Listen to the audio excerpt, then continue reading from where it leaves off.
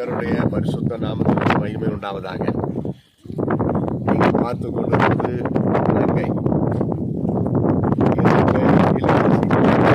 உள்ள ஒரு அழகான ஏரியா திருநம்படம்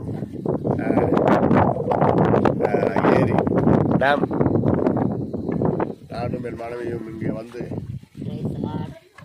போதகர் கண்ணன் அவர்களுடைய கேர் ஆஃப் அவருடைய பொறுப்பில் இருந்து ஊழியங்கள் செய்து கொண்டிருக்கிற இந்த சூழ்நிலையில் பாருங்கள் இப்படி ஒரு இடம் இருக்கிறது என்று எங்களை அழைத்து கொண்டு வந்து இந்த இடத்துல எங்களை மகிழ்ச்சிக்குள்ளாக்கி போட்டோவெல்லாம் எடுத்து கொஞ்ச நேரம் பேச வைத்து வீடியோ எடுத்து கொண்டிருக்கிறார்.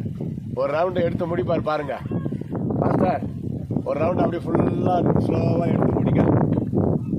கர்த்தர் நல்லவர், அவர் கிருபை என்றும் உள்ளது. தேவாதி தேவனை துதியுங்கள், அவர் கிருபை என்றும் உள்ளது. ராஜாதி ராஜாவை துதியுங்கள், ஒருவராய் பெரிய அதிசயங்களை செய்கிறவரை துதியுங்கள். நான் பேசிக் கொண்டிருப்பது பவுல் மலரடிகள். கொஞ்ச நேரம் காட்சி அளித்தேன், இப்பொழுது நான் இருக்க மாட்டேன். குரல் கேட்டு எல்லா இடங்களையும் பார்த்து கர்த்தரை ஸ்தோத்தரியுங்கள். இலங்கை தேசம் ஆரம்ப காலம் முதல் ஒரு அருமையான செழிப்பான இயற்கையான ஒரு நாடு. எனக்கு சிறு பருவத்திலிருந்து இலங்கை ரொம்ப பிடிக்கும். தமிழ் மக்கள், இலங்கை தமிழ் மக்கள் எங்களுக்கு ரொம்ப ரொம்ப பிடிக்கும். ஆண்டுடைய கிருபை இது வரைக்கும் ஒரு 20 முறை இலங்கை ஊழியத்திற்கு வந்திருக்கிறோம். இந்த முறை தான் இந்த இடத்தை நாங்கள் பார்க்கிறோம். போதகர் உதவி செய்வதற்காக கர்த்தருக்கு ஸ்தோத்திரம்.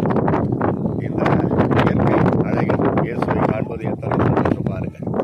படைப்பெல்லாம் மனுவுக்காக, மனுவை படைத்தான் தன்னை வணங்க. இயற்கை 7 வளங்கள், தண்ணீர், வகைகள், காய் கறி வகைகள் எல்லாவற்றையும் மனுக்குலத்திற்காக படைத்தார். அதான் படைத்தான் படைப்பெல்லாம் மனுவுக்காக.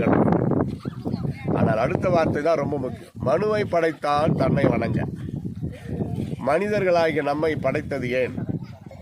அவரை துதிப்பதற்காக, அவரை ஸ்தோத்தரிக்க, மகிமைப்படுத்ததா தேவனாகி கர்த்தர் மனுக்குலத்தை படைத்தார். அதைத்தான் பைபிளில் படிக்கிறோம். இந்த ஜனத்தை நான் எனக்கென்று ஏற்படுத்தினேன், இவர்கள் என் துதியை சொல்லி வருவார்கள். துதிக்கிறீங்களா? நீங்கள் இங்கே வர முடியாட்டி கூட பாருங்கள், இங்கே வந்து இந்த வீடியோ எடுத்து உங்களுக்கு அனுப்புகிறோம். பார்த்து கர்த்தரை ஸ்தோத்தரியுங்கள். இயற்கை உண்டாக்கி அதை கட்டி காக்கிற இம்மட்டும் வா, இதுக்கு மேலே வராது என்ற அலைகளை, தண்ணீரை பார்த்து கட்டளையிட முடியுமானால் உங்களுக்கு வரும் போராட்டம் எதுவாக இருந்தாலும் நில். என் மகளை சோதித்தது போதும், இதோடு நில். இனி இந்த வீட்டை கூடாது. என் பக்தன், என் ஊழியக்காரன்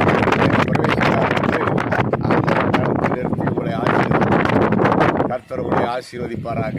ஆமென்.